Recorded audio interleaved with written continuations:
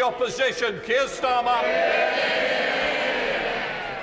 Can I too welcome the postmasters in the gallery in their quest for justice? And, Mr Speaker, this week we marked 35 years since the disaster at Hillsborough, and the enduring courage and determination of the families must be marked by the passing of a Hillsborough law. Mr Speaker, we also lost Lord Richard Rosser, a lifelong member of the Labour Party. He will be greatly missed, and our thoughts are with his wife Sheena, his family and friends. Mr Speaker, I'm privileged to be the proud owner of a copy of the former Prime Minister's new book. It's a rare, unsigned copy. It's the only unsigned copy. It's quite the read. She claims the Tory party's disastrous kamikaze budget that triggered chaos for millions was, her words, the happiest moment of her premiership. Has the Prime Minister met anyone with a mortgage who agrees? Well,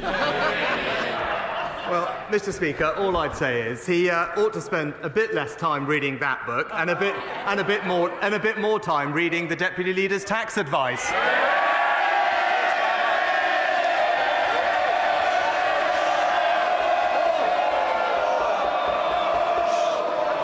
I think we'll have less talking.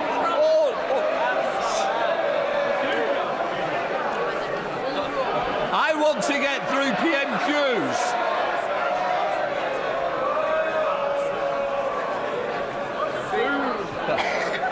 Keir Starmer. Mr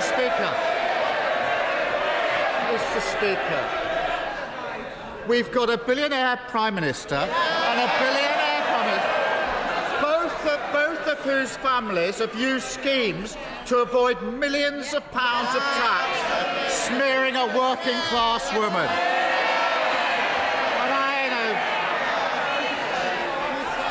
And the Prime Minister, the former Prime Minister, has a long list of people to blame for the economic misery. They don't want to hear it. They made her Prime Minister, and millions of people are paying the price. She's got a long list of people to blame.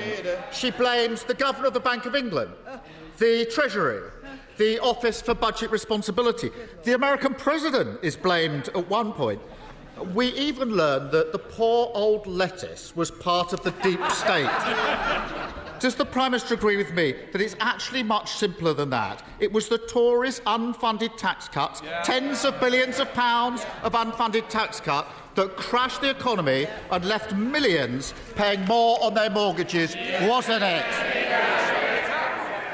Mr Speaker, everyone knows that 2 years ago I wasn't afraid to repeatedly warn about what her economic policies would lead to, even if it wasn't what people wanted to hear at the time. Mr Speaker, I was right then, but I'm also right now when I say that his economic policies would be a disaster for Britain.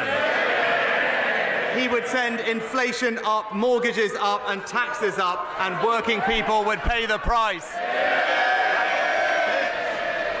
I appreciate the Prime Minister having the stomach to say it out loud, but everyone knows it's the Tory party's obsession with wild, unfunded tax cuts that crashed the economy. We know it, he knows it, they know it, and the whole country is living it. So when is he finally going to learn the lesson from his predecessor's mistakes and explain where the money is coming from for his own completely unfunded £46 billion promise to scrap national insurance?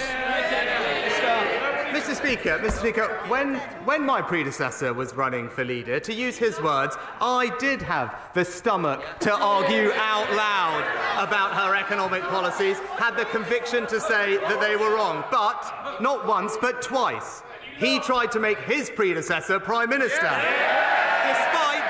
Despite him opposing NATO and Trident, ignoring anti-Semitism and siding with our enemies. It's clear what he did. He put his own interests ahead of Britain's.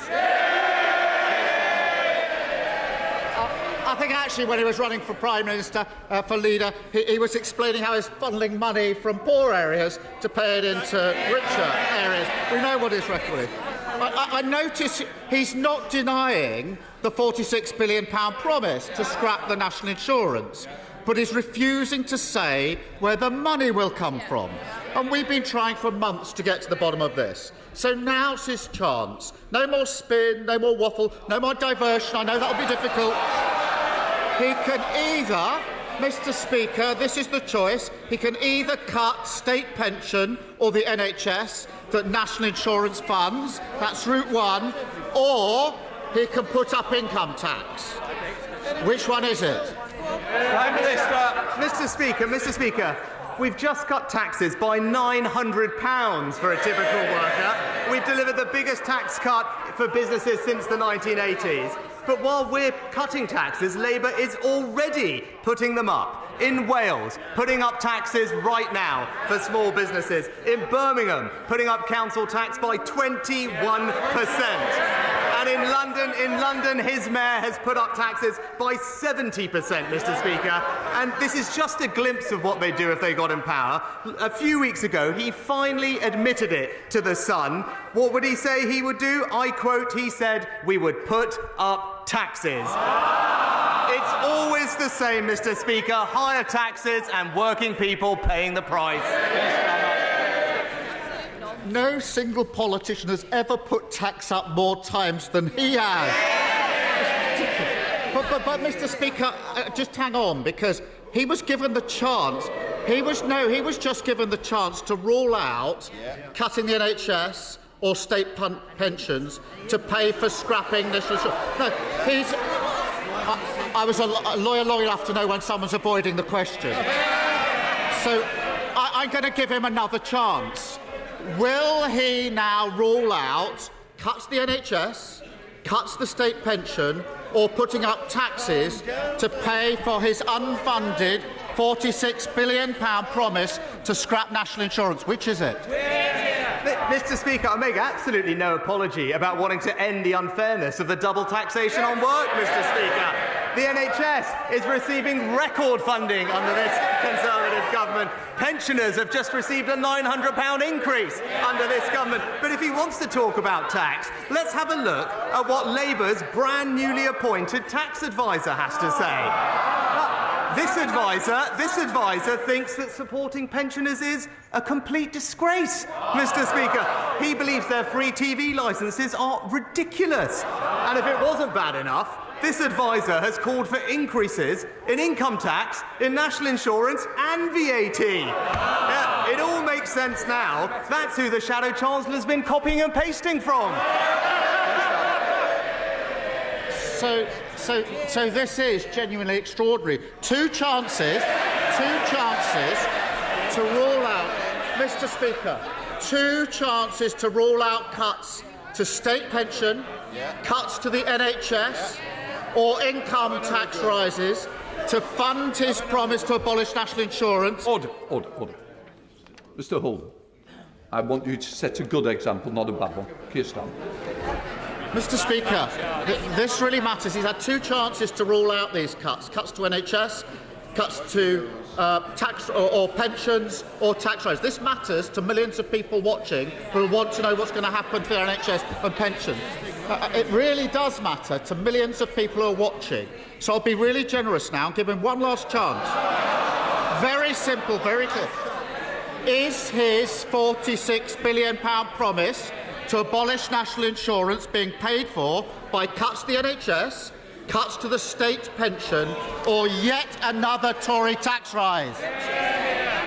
Mr. Speaker, he's really got to keep up, Mr. Speaker, right?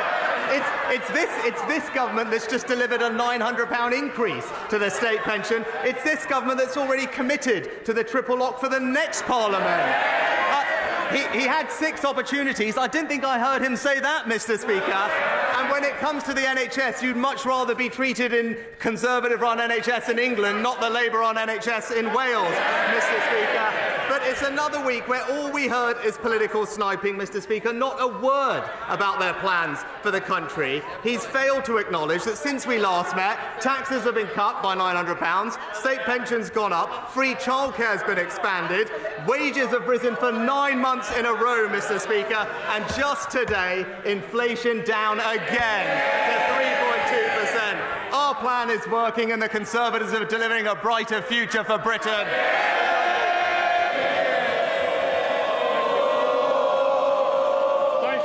Mr. Speaker, you will not be surprised to learn that I very much welcome the £20 million allocated to Colton.